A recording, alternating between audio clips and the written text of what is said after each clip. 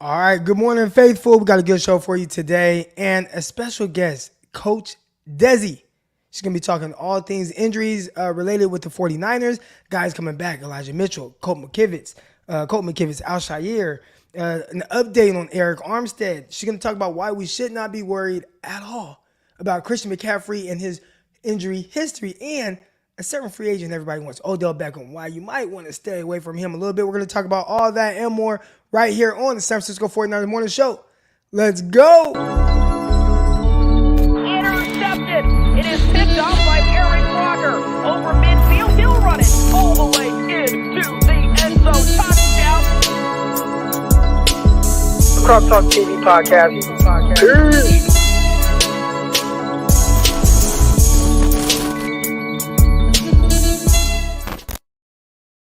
Welcome to another episode of the San Francisco 49ers Morning Show. I'm your host, former NFL and AFL defensive back, Arik Crocker. And of course, as always, before you even listen to this, you probably have. It's 9 a.m. Pacific time, so you've already listened to Locked On 49ers. You can catch me there 5 days a week with myself and my co-host, Brian Peacock. Let's go, Brian Peacock. And of course, this show is also sponsored, everything by Underdog Fantasy. You see the hat, you see the logo right there in the corner of the layover.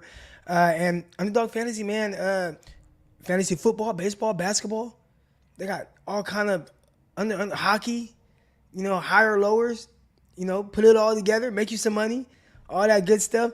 And I'm in a cold spell this last week. I was doing good. I was hot, man. Like the week we went to Atlanta, that week, the next week, I'm like, I'm coming up, $1,000, $1,500.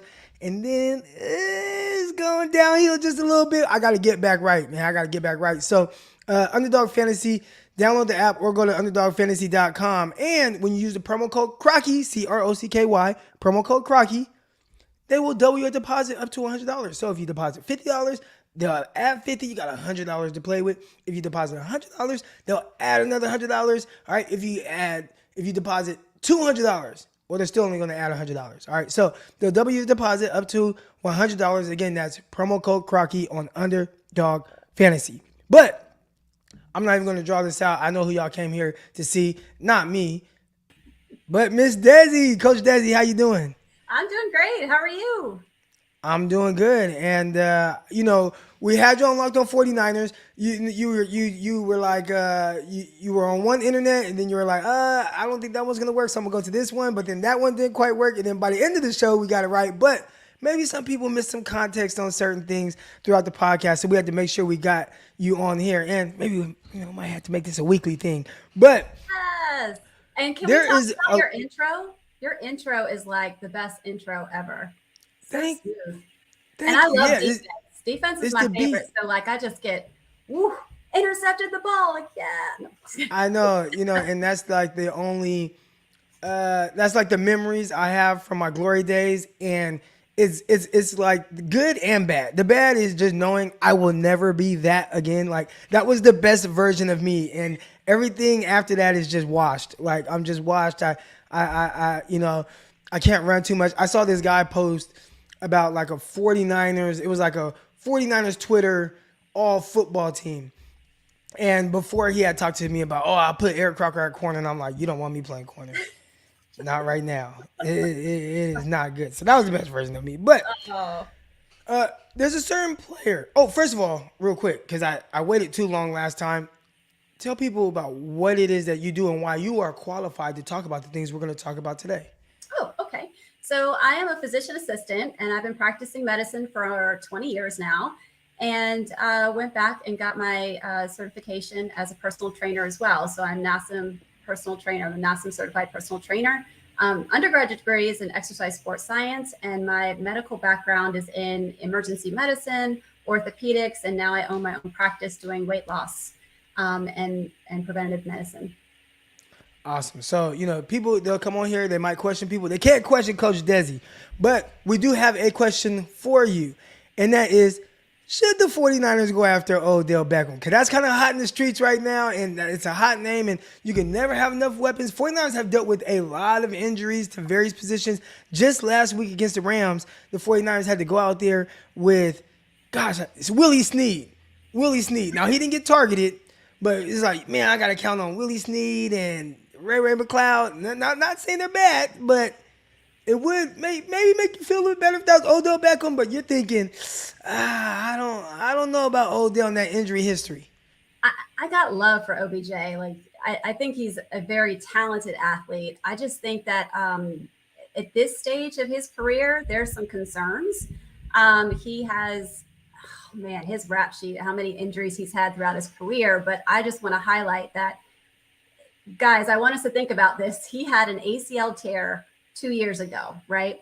Apparently he wasn't, that surgery wasn't done by the team physician. He went out and got it done by a different surgeon. And he had struggled with his recovery, right? So he then got signed on. I had to look this up real quick. Signed on with the Rams last November, right? And so he went through that season and then tore his ACL in the big game, right? So that was 3 months, and he retore his ACL, same ACL.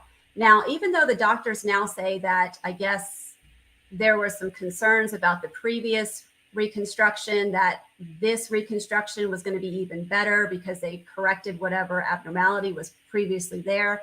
And it may have extended his livelihood or his life and his career. We're at November. He had surgery in February. So it's a 9-month recovery so far. And we got 3 months out of him last year before he retore it, right? So I just got my hesitations, especially Niner Nation. You guys were talking a lot about Christian McCaffrey and his injuries and all worried about him. And I'd take Christian McCaffrey over an OBJ right now, just looking at the injury history alone. That would be what I would do. Right. So we are out on Odell Beckham. We did have a question here in the chat. Can practicing on turf help? And a lot of people say that playing on turf, increases the chances of injuries and whatnot. So if you're practicing on it more, and I guess maybe better preparing your body for what you'll be doing in the game on that type of surface, could that help maybe prevent some of these injuries? Or is it more so about the turf not really giving when your foot's in the ground, it doesn't give like dirt, like natural dirt does, and you're always going to just have a higher risk on turf if that's the case? This is a perplexing question. Shout out to Mosquito Killer, because I think he had the question when I was on last time about, and if you look at, let's just take, the 49ers and the Ravens, right? We were battling number 1, number 2 as the most injured teams in the NFL. Well, neither one of us have a turf field, right? So I'm not sure. I'm really interested in this, and this is something I do want to dig deeper on. I feel like there is a possibility that, again, we have to go back to different turfs, or turfs are not equal, right? That turfs have a little bit different recipe, if you will. Some of them are a little harder. Some of them have a little bit more grip to them. And so you can't just say blanketly turf, right? Because it depends. And I think if you're a football team that is used to practicing on your turf, I think, you're better adapted to that. This is just not looking at any research or anything like that, just me just thinking, from a practical standpoint. So you're used to that surface, and then you go into maybe a different stadium that has a different type of turf, and you could still be just as the opportunity for injury there is just as much as someone who doesn't practice on turf. So I do want to look at this, and I did send you something, Crock. If you look up on NFL.com, on there they put the numbers up for the number of ACL tears, MCL tears, and concussions. I can't figure this out yet, but for some reason, last year there were 71 ACL tears, which is by far and large the most that's been seen since 2015.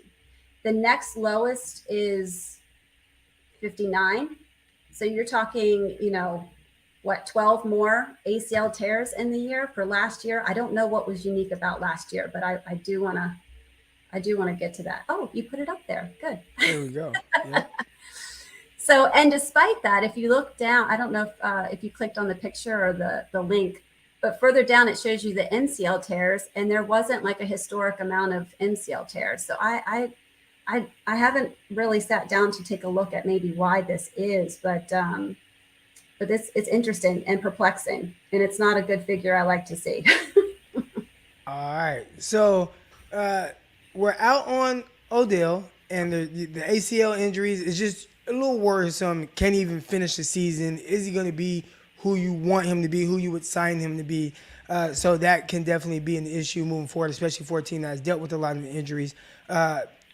And another player who has dealt with injuries in recent years is Christian McCaffrey. And that was one of the things that people were worried about, myself included. Can he get through a season? He hasn't been able to finish the last 2 years. He's missed a ton of games. But you're saying, is that more of an isolated situation with what he's going through? Yeah, so there was I want everybody to understand what happened in 2020, right? We know everything went on lockdown, but from the NFL, we didn't have a preseason that year.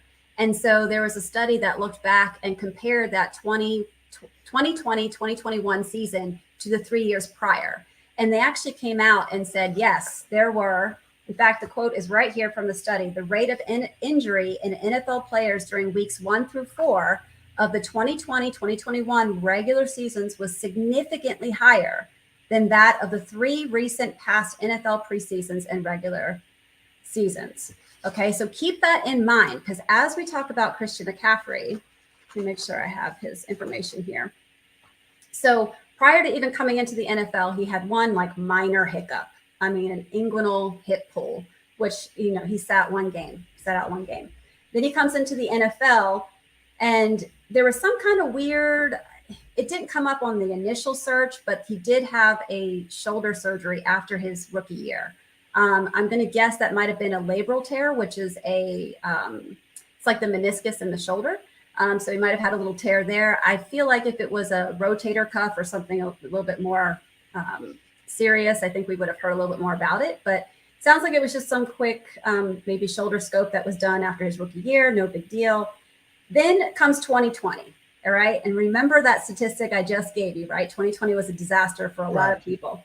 And so within those first 4 weeks, he fell into that category. September 20th, he had the high ankle sprain. And then he came back from that. And then November, he had an AC joint separation. That's in the shoulder. Then he came back from that, and he had a strain of his glute. So he had those three injuries in 2020. And I just feel like, it was just no preseason. He's trying to just get his thing going. And 2020 just kind of shook him up, and he didn't do so well in 2020. But after that, in 2021, he had a hamstring strain, and he had an ankle sprain. And that ankle sprain was not in the same ankle that he had the high ankle sprain. So he's kind of like, his injuries are kind of diffused out throughout the body. There's not like one area that was really hit harder than the others. And if you took out that 2020 season, which I think, some might, you could consider doing that, because I don't think it was anything too crazy, along with everything else that we were seeing that year. He's not been injured that much. And so I took that data, and then I pulled a couple other injury reports from some of the other running backs in the NFL. Derrick Henry, interesting, of the other running backs that I pulled, Derrick Henry was the only one not injured in 2020, but he's had a couple fractures, right? So yeah, he had one last year. Yep, and that one's a bad one. That was a Jones fracture, and those can be tricky to heal. That's your 5th metatarsal fracture. So if my hand is like a foot, it's where that pinky toe would be, and it's in the foot here.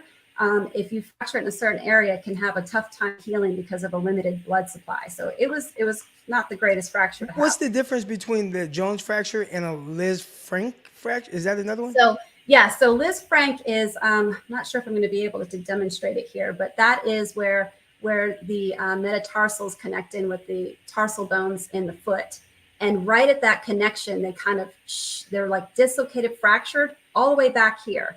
And historically, what would happen is people who are like riding horses, if their feet were in the straps and they fell off the horse, their foot would stay in one spot and their foot would keep going. And that's kind of how that came about. That's where the fracture kind of came about. So it's an odd fracture. And I'm not quite sure who is it that's got that right now. There's someone in the NFL that has that. And it was, I think it's a wide receiver. I can't think of who it is. I feel like Julio Jones had it, maybe. Yeah, but I think there's someone now. feel like there's someone that's out now. It might be on the Ravens. I can't remember who it is, but it was, looking at, like, how did he get that? Like, it's just it's an odd fracture to get. It's usually like someone who's in a car accident. Like, it's just one of these like real trauma situations to get that kind of fracture. So that's not one that you want. But anyway, Derrick Henry, he had some fractures. You look at Miles Sanders. His 2020 was rough. He had patella sprains. He had an MCL sprain. All of those were in 2020. And then 2021, he had ankle sprain, and he fractured his hand. So that's Miles Sanders, and he's only been in, the league 3 years. You look at Saquon Barkley, right? He's got. Is it Keenan Allen with the Liz Frank? Somebody put it in the chat. Yeah, Keenan with a question mark. I think that maybe that's it. I focus so much on the 49ers, guys. I don't get a lot of time to watch anything else. So, but Saquon had ACL tears, right? MCL tears. I mean, these are like massive injuries that, these guys, this one here, Chubb like destroyed his knee in 2015 before he got into the NFL. 3 out of the 4 ligaments in his knees gone. So he had to have a complete knee reconstruction coming into the league. And then he comes in and he gets an MCL sprain in 2020. Also within those first 4 weeks, right? Near it, October 4th. So, I mean, if you look at Christian McCaffrey, yeah, he had a rough 2020, but he's not had like a fracture. He's not had like some surgical problem or a knee reconstruction or anything. I think that was a solid deal. I mean, good job, John Lynch. I feel really good about, because I think I was like most fans at first. I was like, oh, he's had a lot of injuries, and oh, was that the best thing? Like short-term gain, long-term loss. But once I started to dig in, I was like, oh, this is good. I like this. So okay, so that makes me feel a whole lot better. It's like getting like an STD test, and then you get back and it's like, oh, okay, feel a whole lot better about what I'm doing. All right, anyways, that's neither here nor there. 49ers are getting a few players back, and that is Elijah Mitchell, Colt McKivitz, and Azeez Al-Shaair. They all had the same or similar injury, and that's the MCL. So typically, what is the timetable for this? Because as soon as Elijah Mitchell did it, they were like 8 weeks, and it seems like he's back around that time. But okay, you come back in 8 weeks, but will he be the Elijah Mitchell he was prior to it, or is the MCL something that is like almost like the ACL where you just it's like, oh man, like you come back, but you're not quite yourself? Yeah, no, I think MCLs, 6 to 8 weeks. And I think it depends on the position. I do worry about Elijah Mitchell being a running back. They really have those sharp cutting, spinning moves and all kinds of things that require a strong knee joint. But I think collectively, it's just going to depend on his rehab and how good he looks. And we just have to have trust in the rehab team with the 49ers that, when they say he's ready, he's ready. He's right at the 8-week mark. McKivitz and Al-Shaair are both around 6 weeks. So, Colt McKivitz, maybe he comes back around 6 weeks. Maybe Azeez is another couple weeks, maybe a week or two. Maybe he's fine. Again, there's a window there because, I think I listened to the interview with John Lynch, and it just depends on how hard they attack that rehab, and some people are just ready sooner than others. It depends on whether they've had a previous, injury to that joint. There's a lot of factors that are involved in the rehab process. All right, we are getting a bunch of questions about Trey Lance. Trust me, Trey Lance, I got the diagram ready to go. I got all that. So we are going to get into Trey Lance's injury and if he potentially can come back. I did have a question from my guy, Gammon. Here it goes. 49ers defensive end is likely to receive $33 to $35 million from the 49ers this offseason. Bosa recently suffered more than just an ACL. In addition, he had cartilage damage. Is that something to be worried about? I also want to say this, though. Coach Desi, we usually go over some names. So if I bring up a player and you don't know either their injury history or you don't feel comfortable speaking on that injury, just say, I haven't looked too far into that one. All right. But Nick Bosa, he tore in the ACL in high school, I believe it was, maybe his senior year. He had that abdominal injury when he was at Ohio State, tore his ACL week 2, I believe it was, in the second NFL season. Is there something to be worried about with him long term? He looks like, I would say this, and this is not like a medical response, but out of all the guys that get hurt, and then it can happen to anybody, but he takes care of himself so well to get back to whatever, like to get back to being like 100%, whatever he has to do to take care of his body. Because you know that's a big issue with some of these guys that have ACL injuries. Not trying to throw anybody under the bus, but one of my buddies, he signed with the 49ers, Arik Rodgers. And I played with Arik in the Arena League. Actually, it was this year. You guys see it. Defensive Player of the Year, Arik Crocker. All right, but I played with Arik there. He went on to the CFL, killed it.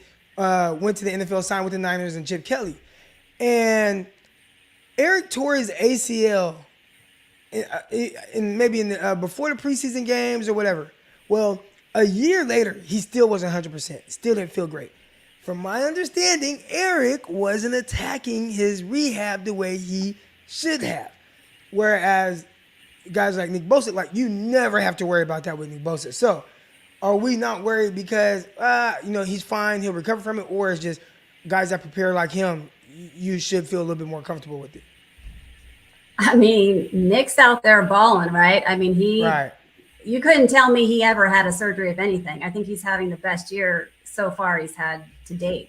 And I think it's even if you pull away from the NFL, just looking at patients collectively, working with patients, post-operatively after orthopedic injuries.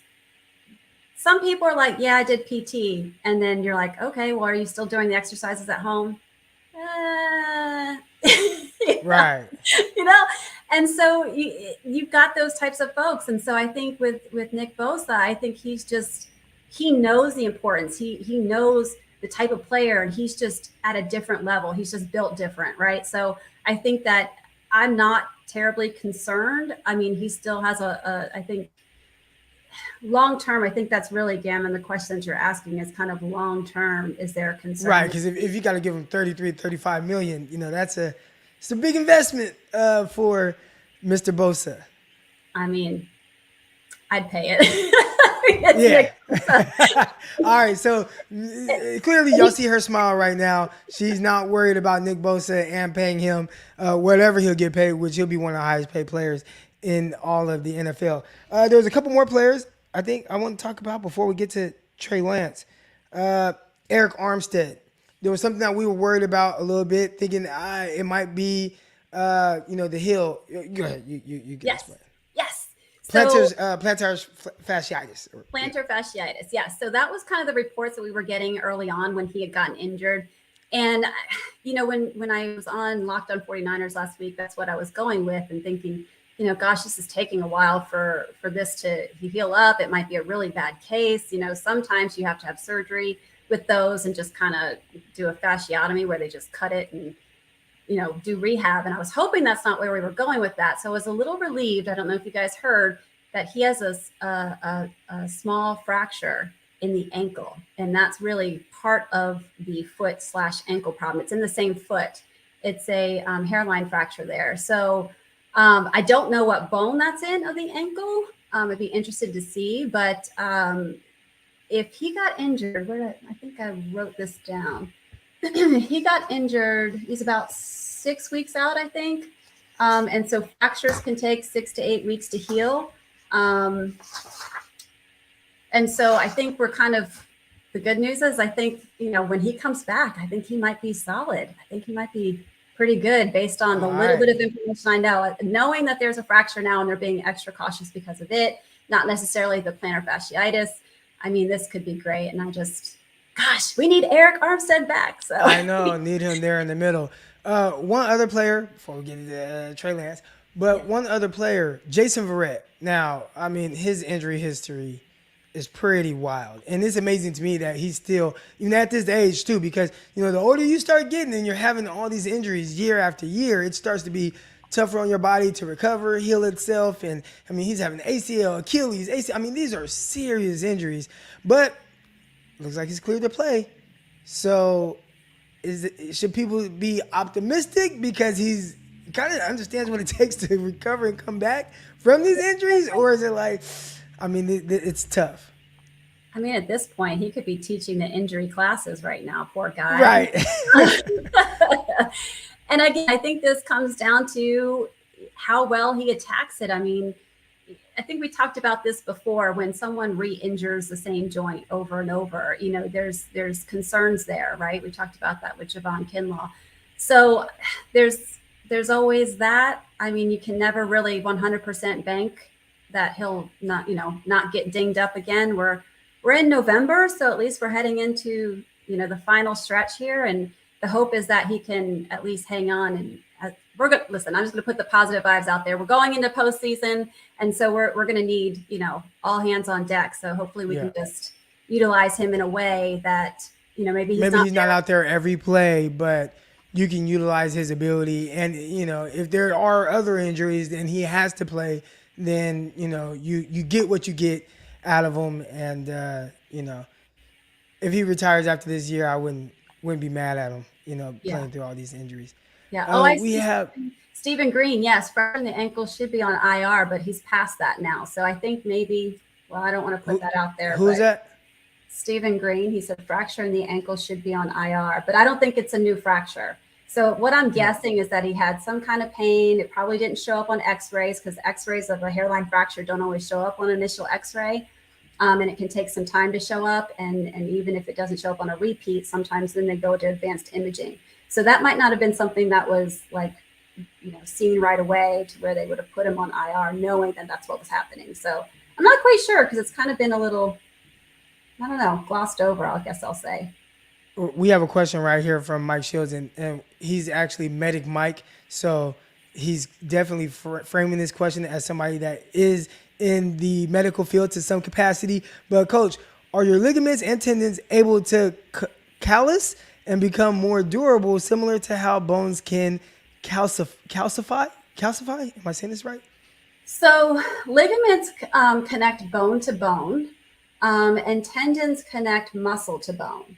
So tendons, when there's tendon issues, you can get, it's not necessarily callus, it is scar tissue, and scar tissue isn't as pliable as the tendon. So it actually can lead you more prone to injury, you know, if there's tears there. Ligaments will pull on the bone. And so you can get a callus formation at the insertion where the ligaments connect into the bone. And actually, you can see a lot of that, especially in the pediatric population. In kids, as they're growing, their ligaments don't stretch, or their tendons don't stretch as much, and so they pull on that bone insertion. And so you can get some, you know, the jumper's knee can come from that, and you know, things like that. So I hope that answers your question. All right, and then we've had a big question in here. It's been asked a few times, but can Trey Lance physically, that, you know, because a coach can say, nope, he's not playing, but can he physically come back this year, whether it's the end of the year, maybe the playoffs, if, you know, there's an injury, you need him to play, would he physically be able to do it? And I'll bring up our good old graphic here so people can see what's going on. All right, so let me move. All right, big city man, listen, first thing y'all need to know is I am a ridiculous 49er fan. I am very superstitious, so I'm going to try to answer this without air quote jinxing anything. Right. So maybe you can read through between the lines here. But so basically, when Trey's injury initially happened, my husband's a physical therapist. So we were sitting there and I'm like, I think all of us, all the air just came out of our lungs. We were just like, no. And initially I was like, okay, if it's a fractured fibula, we're good. It's in September. He's got 3 months to rehab. And I'm looking at him. I'm like, he has enough time to rehab, right? He's like, yeah, it should be good. I'm just, in my brain, I'm like, okay, hopefully it's just a fibula fracture. He's good to go. Well, it wasn't just a fibula fracture. So basically what happened with Trey is his foot hyper dorsiflexed. Okay, so it went up. So if my forearm is your lower leg, and this was the foot, it kind of came up. So with that, see the talus bone is this little square bone here underneath the tibia. Let me try to. So Okay, so is it right here? Yep, that right there. And so that bone kind of pushes up. And then as it pushes up, see that white, and it's called the anterior inferior tibiofibular ligament. The AITL is a ligament right here that connects the tibia to the fibula, right? So as that talus pushes up, it pulls that ligament apart. So it creates an instability because the only thing holding that tibia and fibula together over that talus is that connective tissue and the tissue that's up higher, the interosseous membrane. So that happened, and then he also everted. So he externally rotated, and see the tissue at the end of the tibia where it says medial malleoli. If you pull from there down, that's your deltoid ligament. And that got torn as well. So he tore that, and he tore the anterior inferior tibiofibular ligament, and that force kept going, and it fractured the fibula, the lower part of the fibula. Okay, so that was all the structure. So it wasn't just a fracture; it was a fracture creating instability, so an unstable joint. So actually, keep that image up if you can, because this helps me explain what they did to repair it. So when you think about this injury, if you remember Tua. Dak Prescott? No, well, I'm going to talk about Tua first, because Tua had a similar injury. So he had a high ankle sprain. So it was tearing that ligament between the tibia and fibula, and it separated, those two bones. And that was all he had, was just the high ankle sprain. So surgically, what they did was something called a tightrope repair. And so they drill from the side of the fibula all the way across the tibia, and they insert a specific type of, it's like a braided suture, if you will. It's like a rope made out of suture, if you think about it. And then they put that suture in that hole that they've created. They put a button on the one side of the tibia, they pull it, and they put a button on the other side of the fibula, and that holds those two bones together, and it kind of acts like that ligament, right? And historically, we used to put in a screw, but the screws are tough. It doesn't allow the joint to have a little bit of play. The screw can back out, and then it can create another surgery that's needed. So this has been a really great surgery that they've developed over the years. And so Tua had this done when he was in college, and it allowed him to return to play after 3 or 4 weeks. That's it. So 3 to 4 weeks after the surgery, he was back in action. And I remember that. Yeah. Right. So then you go on the other side, and you've got Dak Prescott, right? So Dak had a 10 times worse injury, and his actually, I believe his was a compound fracture. A compound fracture is where the fractured bone sticks out or punctures the wound.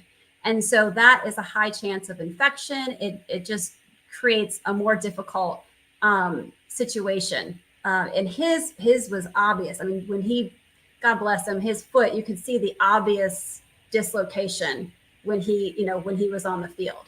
So that is, those are two different ends of the spectrum. So you've got one where you have surgery just for the high ankle sprain, but it can go all the way up to a compound frank dislocation fracture. Trey is kind of in the middle. So he wasn't on either side of that. I'm not going to lie, Coach Desi. I wasn't quite sure where you're going with it, but it sounded so bad when you're like this, and then you talk about this. I'm like, oh my gosh, this is terrible. He's never going to walk again. But go ahead. No, I wanted to compare the two sides because it's important that I'm trying to just connect with people who understand those two storylines, right? So you have Tua that came back after 3 to 4 weeks. You had Dak, who was done for the whole rest of the year. And then he's coming back and he looks pretty good, right? So I want people to kind of have faith that Trey's isn't as bad as Dak's, but he's certainly not going to be back 3 to 4 weeks like Tua, because it's a little bit more complicated. So you look at that, and he's somewhere in the middle. And I think historically they said probably 4 to 6 months recovery. So to answer your question, 4 months from September would put us right in December, right? And so so I'm just going to leave it at that. So that would be okay. I got you. I'm able to read between the lines there. I'm not going to say anything. And we know about Jimmy, right? We know Jimmy's history. And so, yeah, don't make me say it. Don't make me say it. Okay. So, but it's essentially what you're saying. I'll kind of say what you are alluding. Kyle Shanahan did say Trey Lance is not playing, but physically, there's a chance, we'll say by January, that Trey Lance could be able to play or at least perform to some extent. So let's say maybe he's not playing in the game, but he's moving around. He's doing his rehab. He's throwing footballs. He's doing those. You would assume, again, it's a 4 to 6 month window of recovery, but January, you'd likely hear that he's throwing a football and moving around and doing some drills. Maybe that's not saying that he's like ready to play the football game, right? But he could be moving around a little bit. Thanks, Bree. I appreciate that you're catching that. I won't even tell my husband what I'm thinking because I'm so superstitious. I'm like, oh. Yeah. But we're just gonna ride the wave, guys. We're gonna ride the wave. So we are gonna ride the wave. We do have some people in here that have questions for you. We have Gammon first, right here with the super chat. He says, in 1993, a movie called Rookie of the Year came out. In the accident, miraculously gave a boy the ability to throw 103 mile per hour fastballs. Can something similar happen to me so I can be QB for the 49ers? Gammon, I love you dearly, my friend, but no, if that was possible, I'd be the quarterback for the 49ers. Yeah. And then, unfortunately for the kid, if I remember correctly, he kind of like slipped or fell and like corrected his arm, and then he couldn't throw as hard. Yeah, that's correct. I remember that. I'm showing my age a little bit right there. 35 years old. I'm getting up there. All right, here we go. First up, we got my guy, Chris, a.k.a. Mr. Roscoe's. Chris, how you doing? What's up, Crock? How's it going? When you do the deep sigh, I don't know if that's a good thing or a bad thing. No. It's just I'm just chilling, you know. I came from the It's gym. like that's when my wife was like, Eric, we need to talk. It's like, okay, I got to get ready for this. Like that's what I heard just now. No. It's nothing bad. I mean, okay. She's killing it. She's doing a great job. What's up, Coach Desi? Hey. I followed you on Instagram. You actually followed me back, so shout out to you. Yay, thank you. But I have questions. Some questions. First one is, what are the best practices for injury prevention? And this is more so for athletes. Or you can answer it for regular people too. I don't know.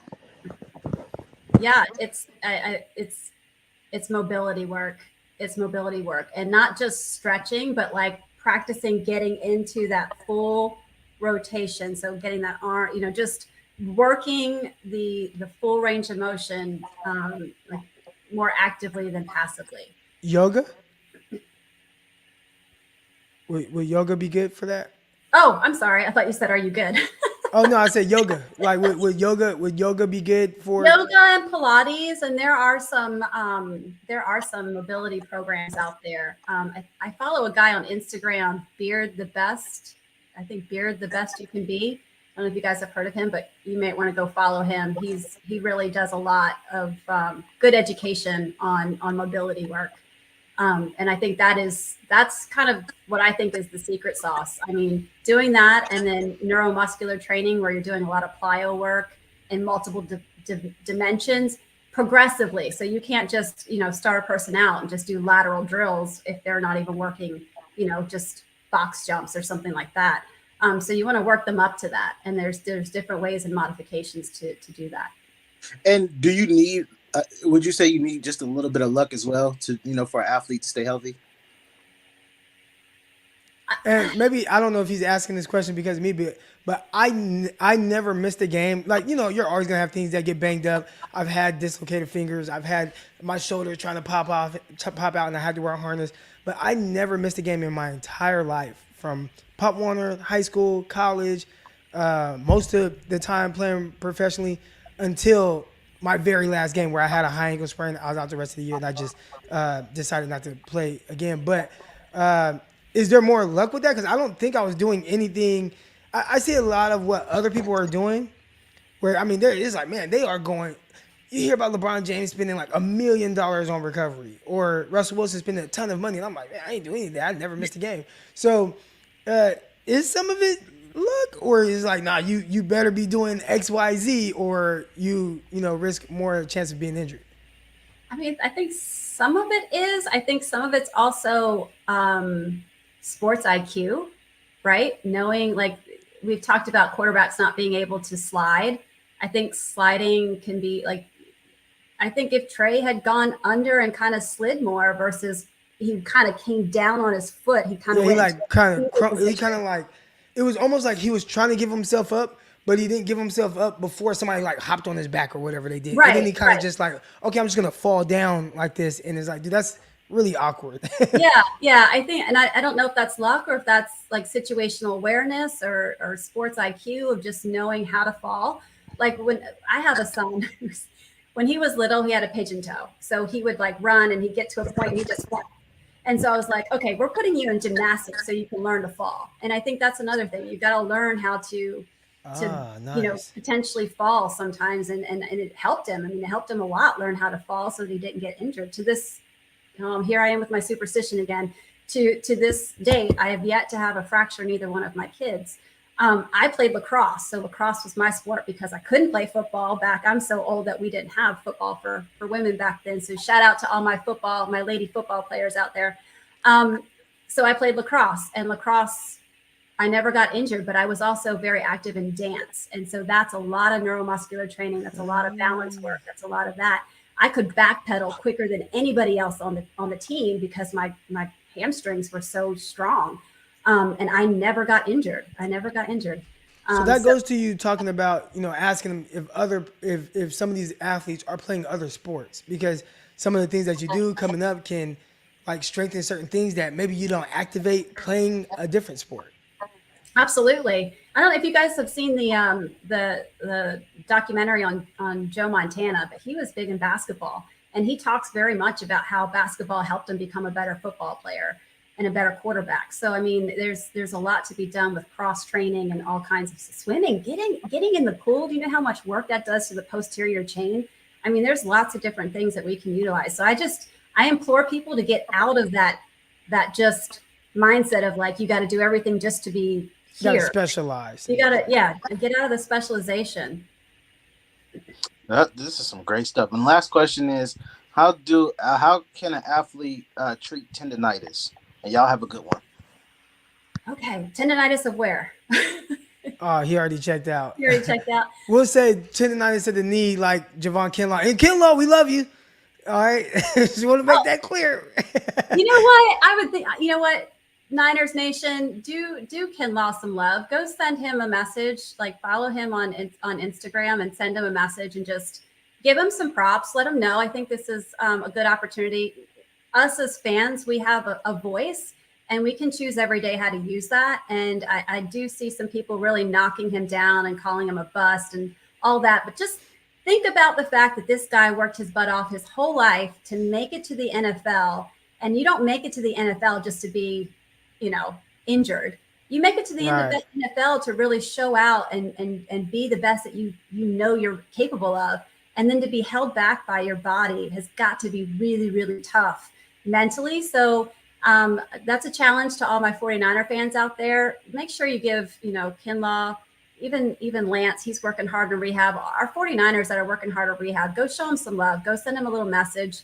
Let them know that we know that they're contributing, even when they're not, out there on Sunday on the field. But to get back to the tendonitis question, tendonitis is tricky. And, really step one is to go and get an evaluation and know what the limits are. Really get into rehab. We talked a lot about rehab, putting in the work in rehab. Go to someone who knows what they're talking about. Don't go to your homeboy or your homegirl who does this on, they help train this person. A trainer is not going to be able to tell you exactly what to do. They might have something after the rehab process, but there's some rehab stuff. There's things that you're going to have to do. You're probably going to have to rest. Rest is key. Icing, stretching, but these are all principles in physical therapy. And we have physical therapists that see our patients. sometimes before they come to the trainers, because there's sometimes where I'm just like, you know what, I really want to know what the trainers can or can't do, what you need to help direct us, because a patient may have multiple different conditions that we have to navigate around. So go check out a physical therapist, go check out a doctor or orthopedic to get you started, and then attack the rehab. That's the best part of tendonitis, is to attack the rehab, really listen. And I do think mobility training, again, is going to help that tendonitis.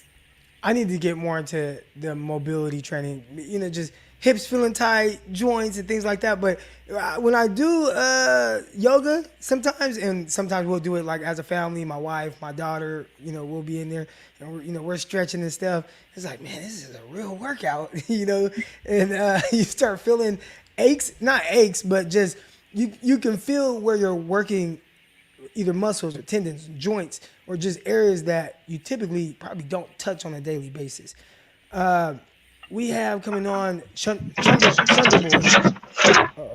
How's it going today, I wanted Crock? to say too, and I'm not sure if you're aware of this, Coach Desi, because I just saw it like this morning, but Trey Lance is out of his boot, so he is walking like normal. So that's good. That's good. It sounded like when I listened to the interview with John Lynch? who's our general manager? Help me out here. Yeah, John Lynch. Yeah, John Lynch. He said that he's on crutches and he's partial weight bearing. So is he full weight bearing right now? I don't know. I just saw a picture, and he might be out of the boot, but he might it was still floating around on Instagram, and he was just standing there. So Okay. I mean, he could just be hiding the boot. I had a homegirl, right? Matter of fact, oh no, you weren't. I didn't see you. I saw you in Atlanta. We were in LA, and my homegirl was with us, and she had a boot, but when we were all in the hotel room, she'd walk around without the boot, but maybe not put like a bunch of weight on it. When we were walking around town, she'd have her boot on, but she's dancing with the boot and all type of stuff. So the boot, you can hide it. Like he could have just been like, oh, let me take my boot off real quick, put his little shoe on. She only packed all left shoes because her right foot was in the boot. But anyways, we got Shunder Boy on, man. How you doing? I'm doing pretty good, Crock. How are you doing today, boss? I'm feeling good. Feeling good, feeling energized. Got a workout in. Everything's good. Nice. Well, I am absolutely stoked to be on here with Coach Desi. I missed you last week. I was having vehicle issues. So my turf question, it stems from, so I have not been able to find a single long-term medical study on the effects of stress over time on the body. There's obviously anecdotal evidence. You have the evidence of when the astronauts come back from space and their bone density is 20% less, and they attribute that to the lack of gravity putting stress on their bones and stuff, I believe. Again, correct me if I'm wrong on any of this. So that's why I asked the question about turf, right? If they practiced completely on turf, well, first you would probably want the NFL to regulate what kind of turf everybody's playing on. That would probably be step one. But if teams that play on grass started practicing on turf instead, so that their bodies were adapting to that type of strain and wear and tear, would it then potentially prevent injuries when they have to go on the road and play on turf? That was why I asked that question. My second question is, what is your evaluation of the 49ers medical staff and the rash of injuries we'd had over the last 4 or 5 years? Because we've been at the top of the league now for half a decade in injuries. Lastly, and I kind of want to just put all this together so you can just kind of go. It seems, and this is just as a fan, as a casual viewer, it seems as though the less they hit in the offseason over the last 10 years, 20 years, the more we're seeing these injuries, especially to the ACLs and the ankle sprains and all this stuff. I don't remember when I was growing up seeing every week 3 different guys with a bad ACL or 4 star players going down with sprained ankles like you're seeing now. Is it because we have more coverage of the league, or is it potentially that they're not hitting as much and they're not doing as much to prepare their bodies for combat and contact in the regular season? Yeah, I mean, I definitely think I agree. Step one, let's agree on which turf, and try to find consistency with that. I think there's, it's something I do want to look at myself to see what's out there. But I think just, again, what I had discussed earlier, it's the 49ers and the Ravens were number 1 and number 2 most injured teams, and we don't even have a turf. So, but I do Exactly. need to and look and see, okay, were those injuries happening at turf places mostly? So there's a lot of research that has to be done on that. But I do think, there's adaptability. I mean, look at all the different sports. We have different playing surfaces in different sports, right? Going and playing basketball indoors. There's tennis outdoors. There's football fields, soccer fields that are different. I think soccer players, where did I hear it or see it? They pretty much don't have the same injuries on turfs the way football players do. And they do a lot of footwork. But I have to look at, there's so much it's like a rabbit hole I could go down to answer the question. So I don't think I have a great question for you, but I do agree that step one would be let's have some consistency with the turfs and just, it might be a trial error, right? I know the NFL is just putting in a lot of money into hamstring and research. So they're trying to figure out how to improve hamstring injuries, which I think is awesome because that is one of those soft tissue injuries that are happening a lot in the NFL. To answer your second question, it's hard to answer that without knowing what is current standard practice for strength and conditioning.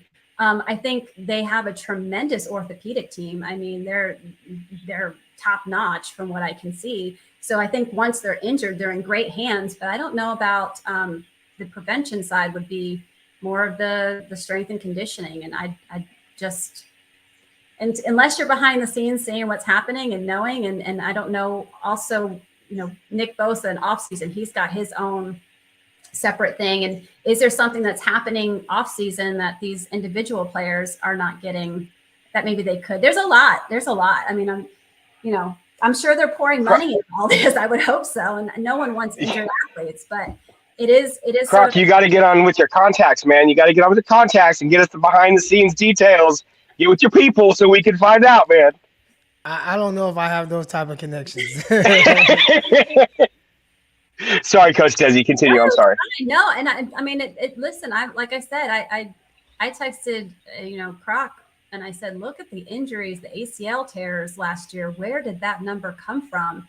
And I'm still sitting here scratching my head. I mean, that's why I kind of wanted to. I wasn't planning to bring it up, but I was like, maybe someone, maybe a faithful fan out there has an answer that that maybe I'm not finding. But is it a trend over time, or is it a recent trend? Just last year, it went from 59 was the highest. And I think that was back in 2015. And last year was 71. The year before that, 2020, the terrible year, was 51. I mean, that's okay.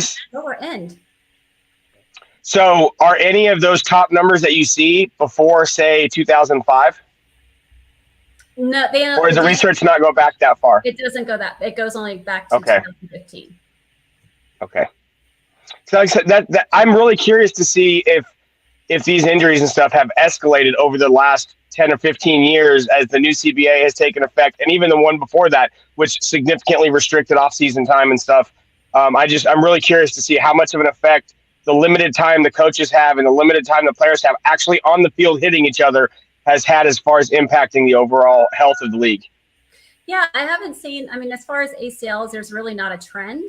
Now, in terms of the concussions have significantly dropped. They went from in a trend, way down, trending down. Absolutely, sure. Yep, So which is awesome.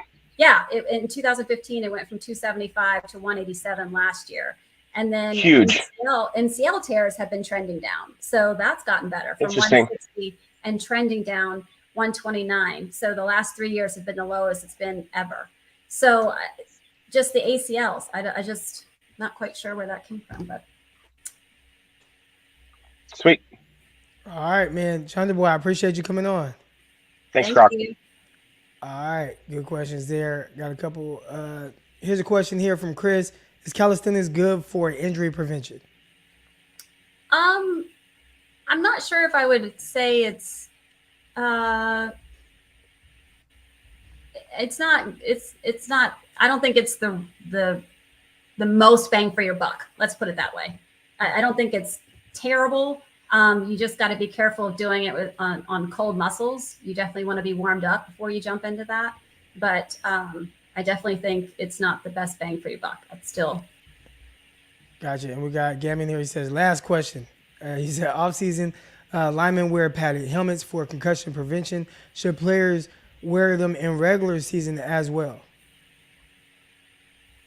So he's talking about, have you seen those? And I don't think it's an off-season thing. I think it's a practice thing. I was going to say, I think that's Players are choosing to practice with that padded, thing on their head. And there was a 49er back in the day, Wallace maybe, where he had like his helmet, and then it was like a helmet on top of his helmet. Do you remember that? I'll pull it up. I was thinking Merton Hanks, but it might just been because of his neck. But... Yeah, that's Merton Hanks' neck. I think it's Steve Wallace. Let me see. Yup. It looks a little interesting, but let's see. Here we go. Let me bring it up for y'all. So I wonder if people have the option to do this. So he kind of had like yes. Yeah. You know what? I'll take a look at that. I'll take a look at the helmets, and good job, Gammon. I'll take a peek at some of this stuff and look at the helmets. There's also some device that I see that they're wearing. I saw someone in Dallas wearing something around the neck that's supposed to be helpful.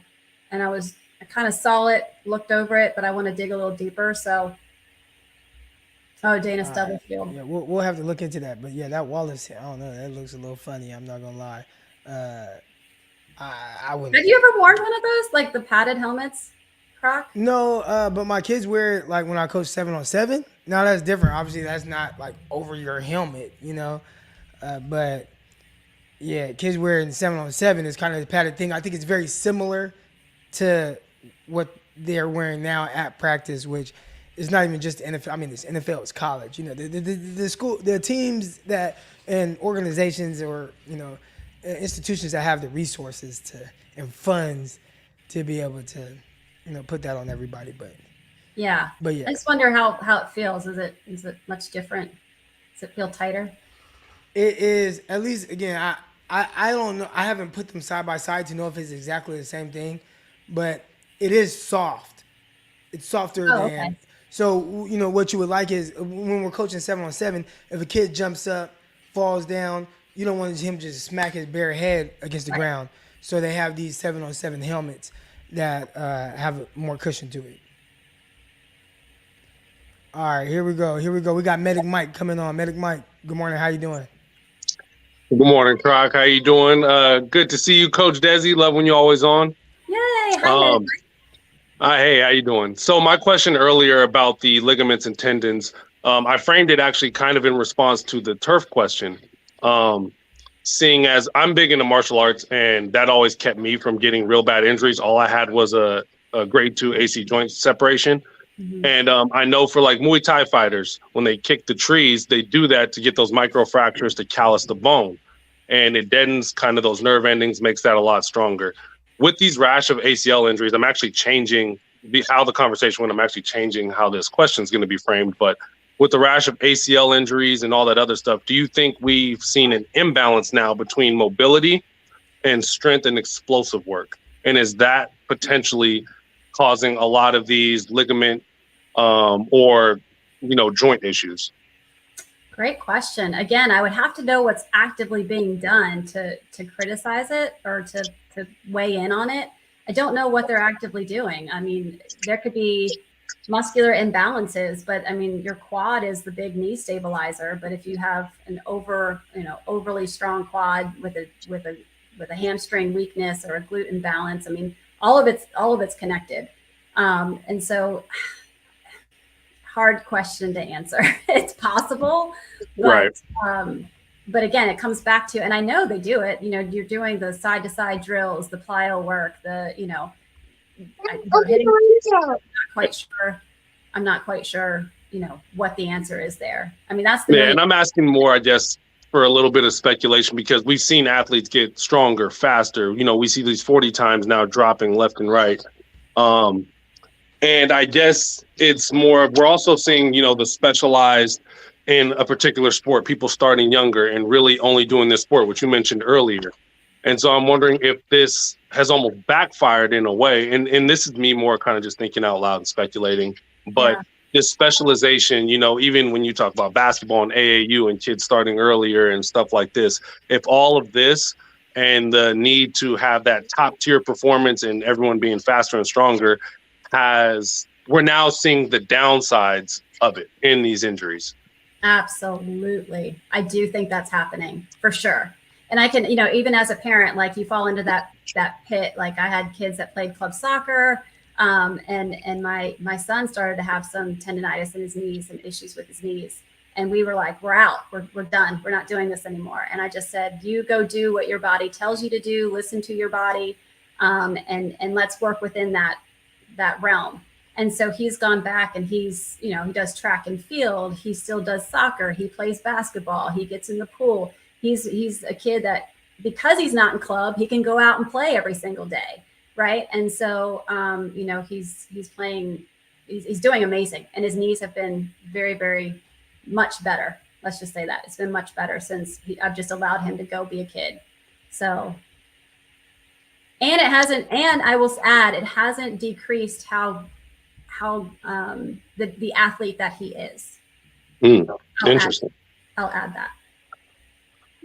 Interesting. Well, I mean, that's the only question I had for you. I appreciate having you on, Coach Desi. It's always a pleasure. Everyone like and subscribe, especially since Coach Desi's on, boosting up Croc's profile. Appreciate you having me on, Crock.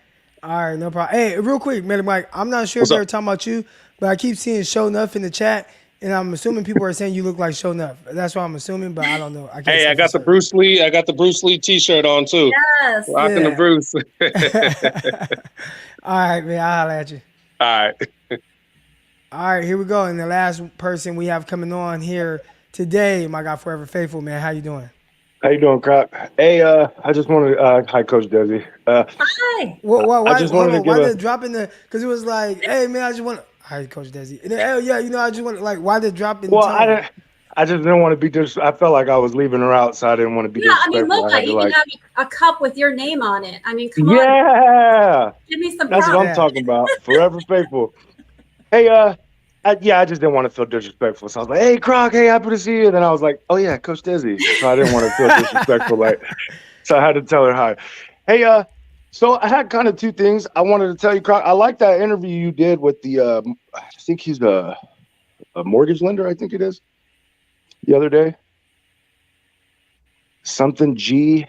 Oh, wait, he came on the show. No, you went on his show and did an interview with him like 5 days ago. Oh, you talking about Ryan G. Hensley? Yeah, that was a dope interview, bro. Like, I really took a lot from that because, like, you from Stockton, I'm from the 559, Lemoore and Hanford area. Yeah. But hearing somebody that kind of came up through the same thing, and I didn't choose the right path that you chose. I chose to be the knucklehead, the screw up and go to jail and do all that stuff. So it's good and refreshing to hear somebody state, bro, like, you don't have to do what everybody else is doing. Like, you know what I'm saying? And I just wanted to say I appreciate that, bro. Well, I said that, but in the same, I still did the knucklehead stuff, went to jail, did all the stupid stuff. So, I mean, I still did the stupid stuff. I just didn't go too far off to where really, I was able to rebound, at some point. I mean, you know how it is living in the valley. It ain't really nothing to do. You know what I mean? So you either gonna play sports or you're gonna screw up. So I was like, I think I'm gonna try this screwing up because I had an older brother who was a screw up too. So I was like, hey, this is kind of cool. But it didn't turn out good. So that was one thing I wanted to tell you. Thank you about that. And then another thing I want to tell Coach Desi is because she's very superstitious. And on that podcast, Crock, you kind of said how you became a 49er fan. So I wanted to tell you my story on how I became a 49er fan just because how superstitious I am. Yeah. So my cousin, he's a very quiet, reserved person, like very like, hey, like, don't kind of talk to me. Like, ever since I was a kid, like 7, 8 years old, he's like, hey, like, don't drink after me. Don't put your mouth on my bottle. Nothing. Like I almost felt a minute like, are we really cousins, bro? Like, you treat me like, but that's how he was with his own mom too. So it was like, oh, okay. So one day we were watching, it was a 92, the championship game. We're watching the Niners and the Cowboys. And I told him, I didn't know nothing about football, bro. I'm like 5 or 6. And I asked him, like, hey, bro, who you going for? And he was like, oh, I'm going for the Cowboys. And I said, all right, then, well, we going for the Cowboys then, man. Let's go Cowboys. So the whole game, I'm rooting for the Cowboys. And then after the Cowboys win, he's sad. He's like, what the heck? What's going on? Like, he's sad. I'm like, what happened? He's like, man, I was going for the Niners the whole time, bro. I just didn't want you in my ear, like, cheering and jinxing me. Like, nah, bro. Like, so since that day, he told me he was a Niners fan since I was 6, 7 years old. I said, dang, bro, like, you like that team so much that you didn't even want to tell me you were rooting for him. So I didn't jinx it. I said, I got to be a Niners fan. So from that day forward, I've been a Niners fan, forever faithful. And I just wanted to tell you that story. Just that's a superstitions is it's real, man. I'm telling you. Yeah, no, that's crazy. Yes, and forever faithful. I'll tell you. I'm gonna announce it here. Everyone can blame me for the Super Bowl loss against the Ravens. My husband is a Ravens fan. I don't know. I can't even go beyond that. But he was. I say fan. Let's put it this way. He's a Ravens fan. And he was he in Atlanta? No. Okay. No. Oh, so this was the thing. So I had never been to a 49er game. That year, I went to the NFC Championship game in Atlanta. It was my first game. And I was like I remember he and I were in the gym. We were working out, and I was in Atlanta, wins. And I'm like, the game's going to be played in Atlanta. And I look at my husband. I'm like, we're going. And he looks at me, and he's like, going where? I'm like, we're going to Atlanta. Like, we're going to go see the game. I've never seen a game. And, like, never live. Like, we didn't grow up that way. I didn't have money for that. He was like, I'm not going. And I was like, what? He's like, yeah, no, I'm not going. Do you know how hard it is for a girl to find someone to go to a football game with when you're married? Yeah. You got to add the when you're married part. Exactly. But shout out to my girl, Nikki. She went with me, and we had the best time ever. So we get to the Super Bowl is coming, and my husband's a Ravens fan. He doesn't own a Ravens t-shirt. He doesn't own a Ravens jersey. So I was like, you know what? I'm going to be a good fan, and I'm going to buy him. So I bought him his first jersey. I bought him a Ray Lewis jersey. And let's just say, like, I don't know when we started talking after that game was over. Golly. Wow. We didn't really. Desi, were you the one that cut the lights off? I was. I actually had my first NFL workout that week. So I was like at the facilities in New Orleans. I had a private workout with the Saints. They flew me in, and I was there. I ended up having to eat with like the 49ers after my workout and everything. But that was when the 49ers, they were practicing at New Orleans facilities getting ready for the Super Bowl. So that's what I was doing during that time. Got it. Someone asked up here, am I still married to him? Yes, I'm still married to him. We'll be 20 years next year. Yeah. I think he messed up my internet for the Locked On 49ers. I know, right? For the Locked On 49ers show. Sabotage. I'm telling you, sabotage. You guys have a good day. Forever. Right, hey, we're going bowling. Yes. We're going bowling. Yeah. I told you that, right? I hope so. All right, we're going bowling. Not to the lanes either. I'm talking about we're going super bowling. Let's go. Yeah. All right.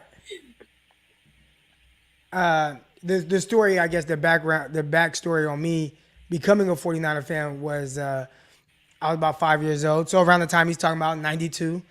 And I just asked my mom, I said, Mom, who's your favorite football team? And she said, boy, the 49ers. And I was like, all right, guess I'm a 49er fan. And yeah, it could have either went that way or like my brother, my uncle that I really look up to, they're diehard Dallas Cowboy fans. So it was probably going to be one or the other.